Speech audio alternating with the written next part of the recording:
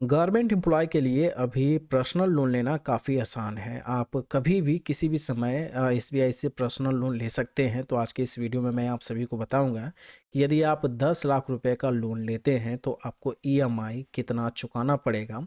साथ में हम देखेंगे कि आपको इंटरेस्ट है क्या पे करना पड़ेगा, और इसके साथ में हम देखेंगे कि आपको डॉक्यूमेंट्स क्या क्या लगेंगे।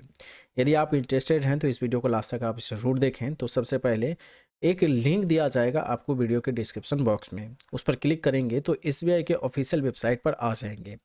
यहाँ पर आने के बाद नीचे आप थोड़ा सा स्क्रॉल करेंगे तो बहुत सारा ऑप्शन आप सभी को दिखेगा। थोड़ा सा और स्क्रॉल करना है तो नीचे आएंगे तो एक ऑप्शन आपको दिखेगा एसबीआई एक्सप्रेस क्रेडिट का। तो यहाँ पर नीचे में आप देख सकते हैं लोन्स टू सैलरीड एम्प्लॉय, यानी जो भी सैलरीड एम्प्लॉय हैं उनको एसबीआई ऑफर करता है एसबीआई एक्सप्रेस क्रेडिट का। तो जैसे ही हम मोर इन्फॉर्मेशन पर क्लिक करते हैं तो एक नया पेज हमारे सामने ओपन हो जाता है। यहाँ पर आप सभी को फर्स्ट में ही दिखाएगा फेस्टिव धमाका है, यानी 31 जनवरी 2025 तक यदि आप लोन के लिए अप्लाई करते हैं आपको प्रोसेसिंग फ़ी 0 रुपये लगेगा। आप सभी को पता होना चाहिए कि 1% से 2% तक आपको प्रोसेसिंग फ़ी देना पड़ता है यदि आप पर्सनल लोन या किसी भी तरह का लोन अप्लाई करते हैं। तो यहाँ पर फीचर्स की अगर बात करते हैं तो 30 लाख रुपए तक का लोन यहाँ से आप ले सकते हैं। अब ये डिपेंड करता है कि आपका सैलरी कितना है।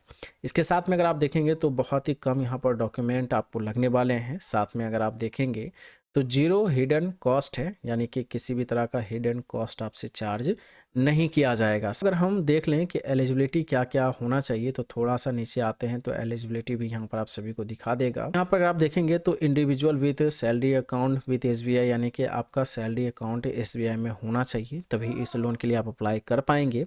इसके साथ में मंथली जो आपका सैलरी होना चाहिए, मंथली इनकम 25,000 रुपये आपका मंथली इनकम होना चाहिए। अब किस तरह के गवर्नमेंट एम्प्लॉय यहाँ से लोन ले सकते हैं वो भी यहाँ पर दिया हुआ है, ये भी आप देख सकते हैं। जैसे सेंट्रल एम्प्लॉय हैं आप सेंट्रल गवर्नमेंट के तो भी आप ले सकते हैं, स्टेट के हैं तो भी आप ले सकते हैं, या फिर आप पीएसयू में काम कर रहे हैं तो भी आप ले सकते हैं, या फिर किसी एजुकेशनल इंस्टीट्यूशन में आप काम कर रहे हैं तो भी आप यहाँ से लोन ले सकते हैं। अब थोड़ा सा नीचे आते हैं तो यहाँ पर अगर आप देखेंगे तो मिनिमम जो लोन का अमाउंट है 1 लाख रुपए है और मैक्सिमम यहाँ पर 30 लाख रुपए है।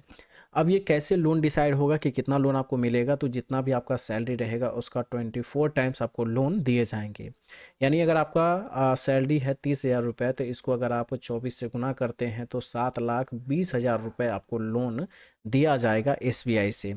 तो ये तो था एसबीआई का कुछ टर्म एंड कंडीशन जो आपको पूरा करना है। अब जो सबसे इम्पॉर्टेंट होता है इंटरेस्ट रेट, तो नीचे में ऑप्शन दिख जाएगा क्लिक हेयर फॉर इंटरेस्ट। तो इस पर हम अगर क्लिक करते हैं तो एक नया पेज फिर से यहाँ पर ओपन होगा।